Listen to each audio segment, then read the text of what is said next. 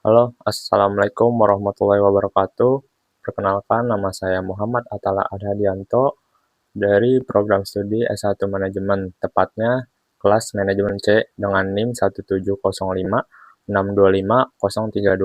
Dan saya juga sebagai mahasiswa aktif dari Fakultas Ekonomi dan Bisnis Universitas Negeri Jakarta. Pada kesempatan kali ini, saya akan membahas edukasi tentang perlindungan data pribadi konsumen. Di era digital saat ini, data pribadi menjadi bagian yang tidak terpisahkan dari kehidupan sehari-hari.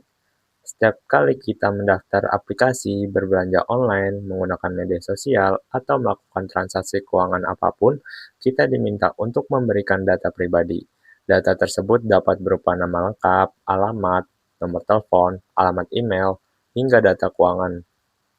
Data pribadi memiliki nilai yang sangat penting karena dapat digunakan untuk mengidentifikasi seseorang. Oleh sebab itu, perlindungan data konsumen merupakan hal yang wajib diperhatikan, baik oleh pelaku usaha maupun oleh konsumen itu sendiri.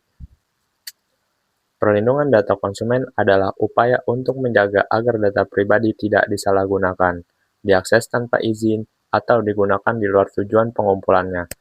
Hak atas perlindungan data merupakan bagian dari hak konsumen yang harus dihormati. Di Indonesia, perlindungan data konsumen memiliki dasar hukum yang jelas.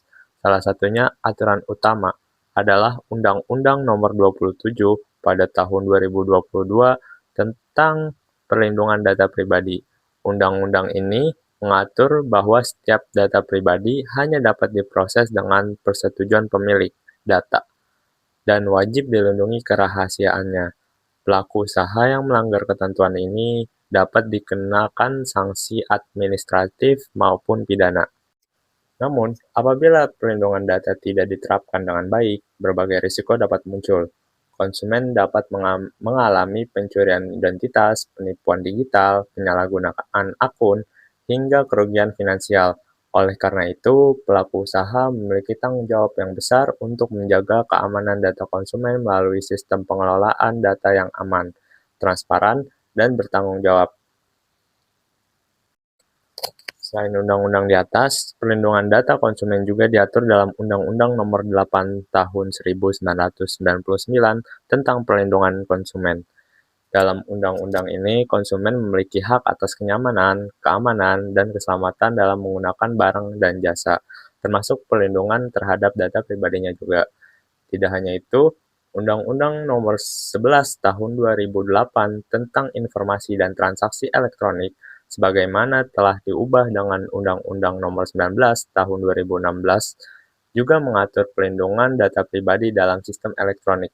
Undang-undang ini menegaskan bahwa penggunaan data pribadi seseorang harus dilakukan atas persetujuan yang bersangkutan.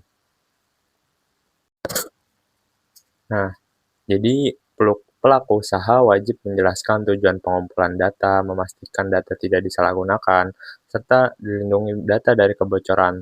Tanggung jawab ini bukan hanya kewajiban hukum, tetapi juga bagian dari etika bisnis yang baik. Nah, di sisi lain, konsumen juga memiliki peran yang cukup penting dalam menjaga keamanan data pribadinya. Konsumen perlu berhati-hati dalam membagikan informasi, menggunakan kata sandi yang kuat untuk akunnya, tidak memberikan kode verifikasi kepada pihak lain atau siapapun, serta memahami kebijakan privasi sebelum menggunakan layanan digital. Dengan meningkatnya kesadaran akan pentingnya perlindungan data konsumen ini, diharapkan terciptanya ekosistem digital yang aman, terpercaya, sehingga perlindungan data pribadi bukan hanya soal kepatuhan terhadap undang-undang, tetapi juga sebagai bentuk penghormatan terhadap hak asasi manusia, khususnya hak atas privasi. Selain sanksi hukum, pelanggaran perlindungan data konsumen juga dapat menurunkan tingkat kepercayaan masyarakat terhadap layanan digital itu sendiri. Ketika konsumen merasa data pribadinya tidak aman, mereka akan ragu untuk menggunakan produk atau jasa tersebut. Kepercayaan merupakan fondasi utama dalam ekosistem digital, sehingga menjaga keamanan data bukan hanya melindungi konsumen, tetapi juga menjaga reputasi dan keberlangsungan usaha.